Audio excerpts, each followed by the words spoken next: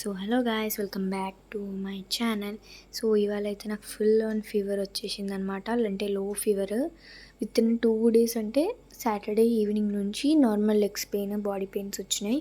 And Sunday morning నుంచి I have low fever and fever ఎక్కువైపోయింది and I was sick. And నేను అయినా videos పెట్టాను, పాత ఎడిట్ చేసే ఉంటే. సో డైరెక్ట్ పోయి చేసేసిన పడుకొని. సో ఇప్పుడు I just recovered and just ఒక థ్రోట్ పెయిన్ అండ్ స్టిఫ్గా లేను అంతే.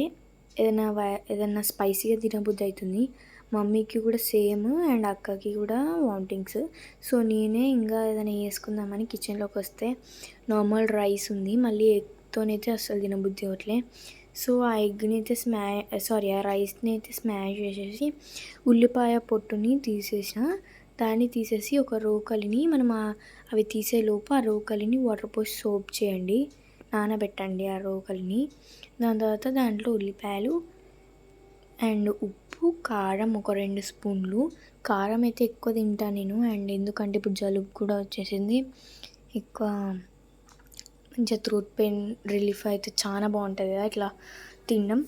సో జ్వరం వచ్చినప్పుడు ఇవి తింటా. సో చూడండి, ఇలా క్లీన్ చేసుకొని పెట్టుకోవాలండి.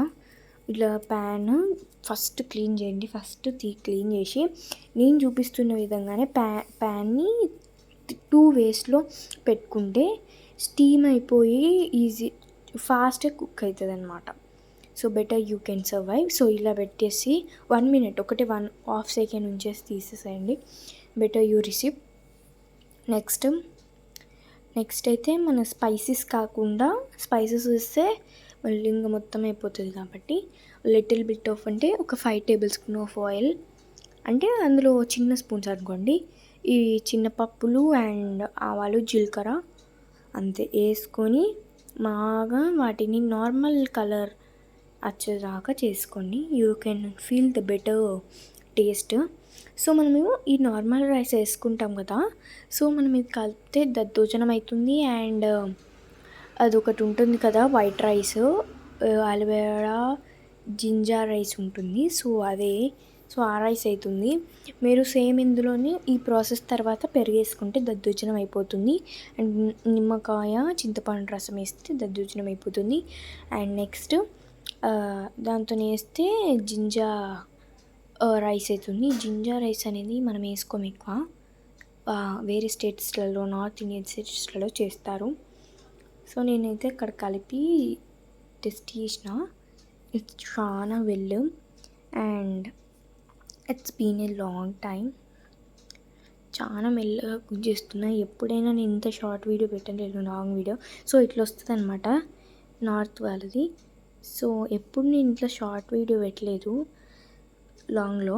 సో మనం ఇంతకుముందు చేసుకున్న ఎల్లిపాయది ఆ రైస్లో వేసుకోండి, ప్యాన్లో వేసుకొని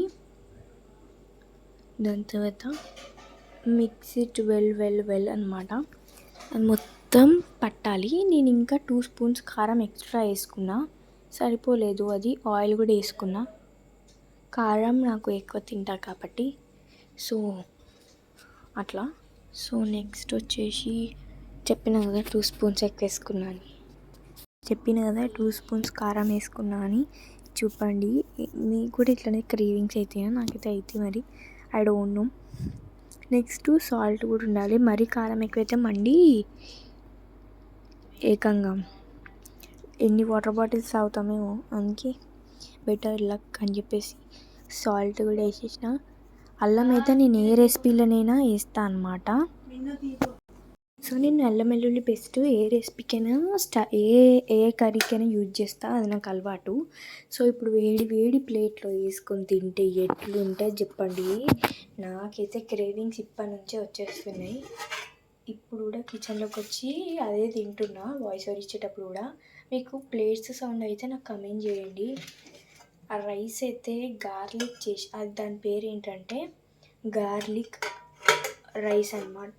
ఇది చాలా బాగుంటుంది. అండ్ లో ఫీవర్ వచ్చిన వాళ్ళకైతే ఇంకా ది బెస్ట్ ఉంటుంది. మీరు ఇది ప్రిఫర్ చేయవచ్చు.